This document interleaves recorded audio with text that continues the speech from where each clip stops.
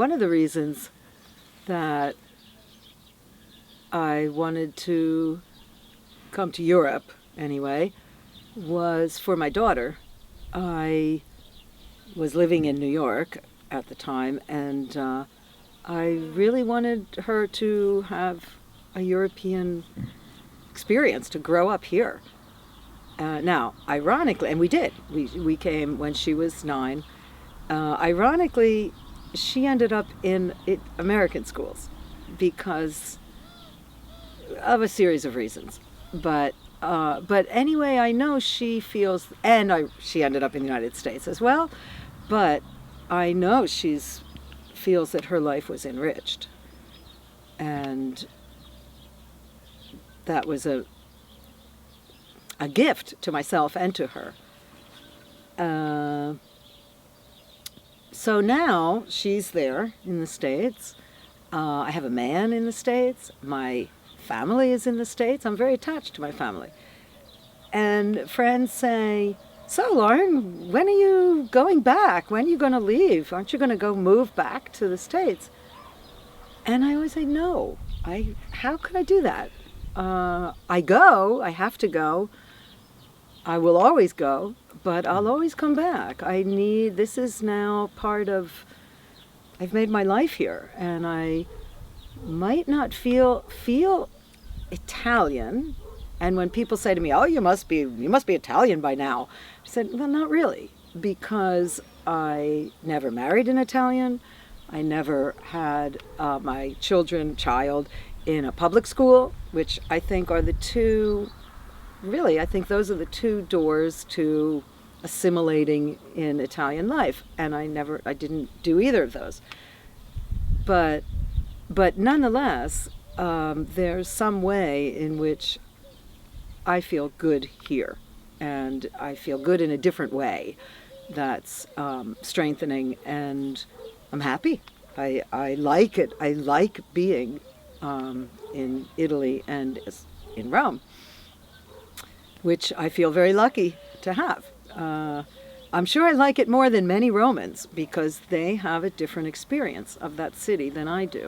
I have a privileged experience. I know that. I work in American school. I get paid regularly.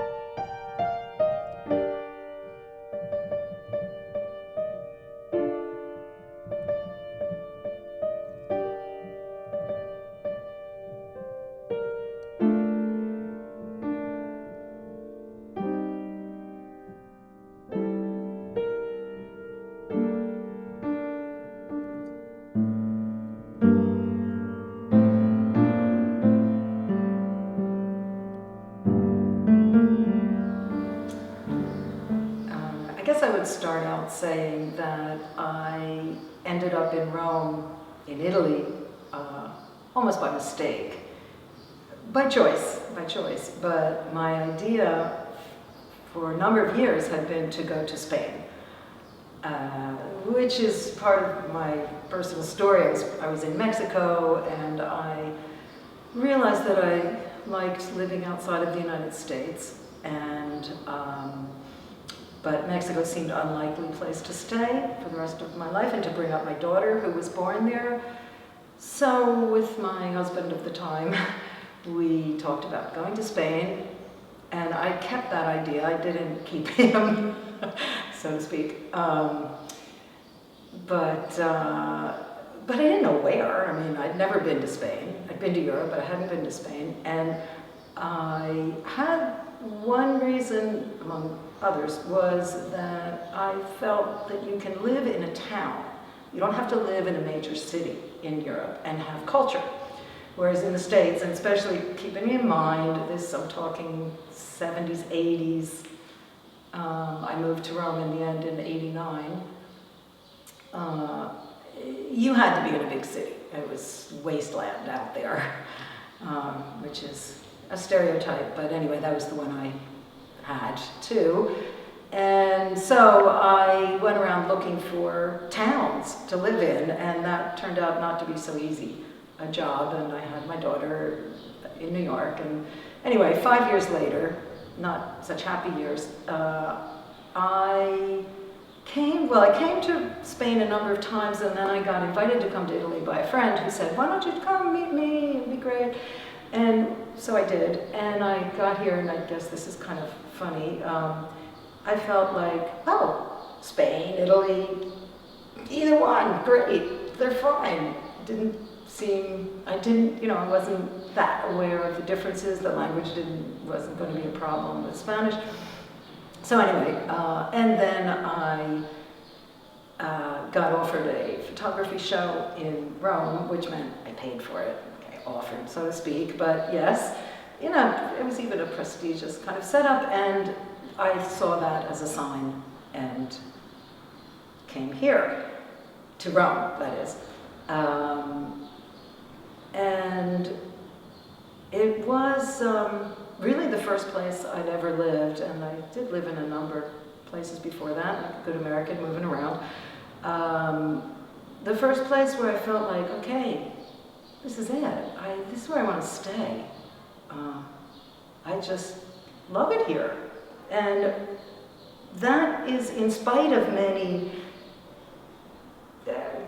well, no, I shouldn't start with the in spite of. That is because of the history and the beauty. And yeah, those two things just completely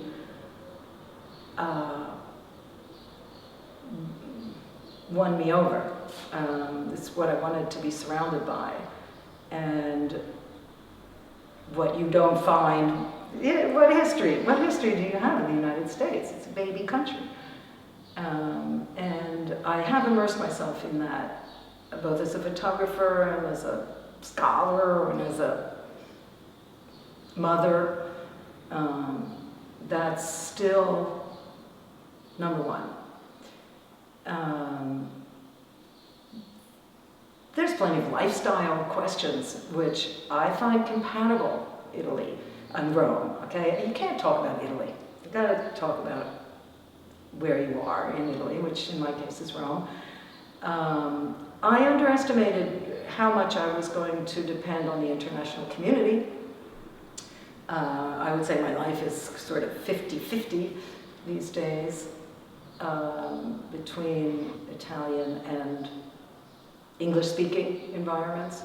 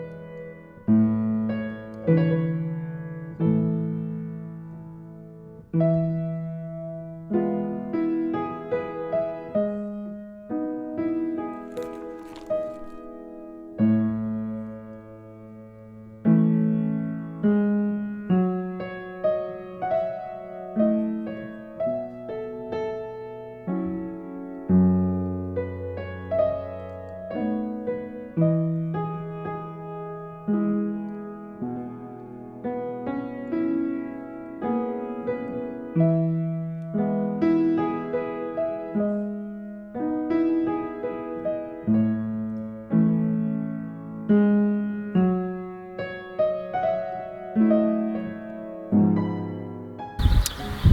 a kind of interesting parallel about thinking about individualism in America and in Italy, because I think they're powerful. Rome, again, I'm always talking about Rome. Whereas in the United States, it's a real ideology. It's really ingrained that the individual, as opposed to, of course, what the community, the social, that's not the highest value. The highest value is the individual, and that has a creative side too, because of the idea, increasingly over the decades, of self-expression. And of course, everyone must and does express themselves always in everything they do. You always have your signature mark, which is both wonderful and perhaps, from the tone of my voice, you might know that I think it can get out of hand. So I see in that line of business, shall we say, the American tendency now that everybody gets a prize. Okay, kids in some kind of contest, there's a winner and there's a second place and there's a third place and there's a fourth place and there's a not even runner-up, because that doesn't sound so good anymore, but you get a prize for participating. You know, everybody's. Okay, so that's in the States. In Italy, there's you could call it individualism. You need to know the word furbo in Italian, which is something about clever, astute, sly, but it's a very egocentric attitude, which, by the way, it is in the States as well. But there, like I said, it's got an ideological kind of a overtone, whereas in Italy it feels like pragmatism. It's like, this way I don't get screwed. No one's going to pull it over on me. I don't have to obey that law, pay that tax, etc. Whereas Americans are just kind of knee-jerk law-abiding. They just tend to respect the law, whether in theory, they respect the law. I think mostly they do. They stop at stop signs and things like that, even four-way stop signs. Whereas here in Italy, there is a really serious lack of civic sense. And that's really too bad, because it means that cities just, what can you do with a city where people don't have a civic sense, a sense of their responsibility and contribution to the life of that city in a communal way, in a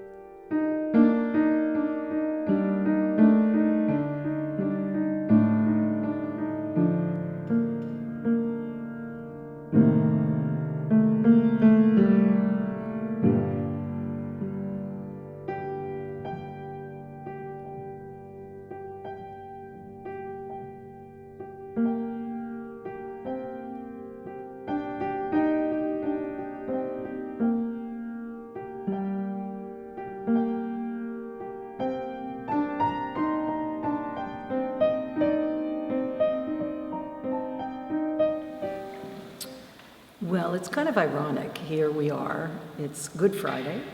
We're in a church. I'm a Jewish American who has, however, lived in Mexico and in Catholic countries, shall we say, between Mexico and Italy, more of my life almost than anywhere else, than in the States. So, and photographically, I've always been very involved in ritual culture, and Catholicism is big on that, Italian Catholicism. So there's some poetic justice about it, but I still identify myself, I think, more American than Italian. I operate in a largely often I'm in English-speaking situations. I teach in an English-speaking university, but I go to a lot of dubbed movies. I enjoy the ability to enjoy life. I mean, it's a stereotype about Italians, but between sensual pleasures, you got food, you've got wine, you've got beauty, art, and that's valuable in your life. It's not just an extra. It's not something that you have to wait to go on vacation to have. It's incorporated in your daily life, and you don't have to define yourself through your work necessarily, which is good because unfortunately there's not a lot of work in Italy. I don't mean to laugh about that, but it is discouraging, the situation here, not to mention in the United States, so for other reasons.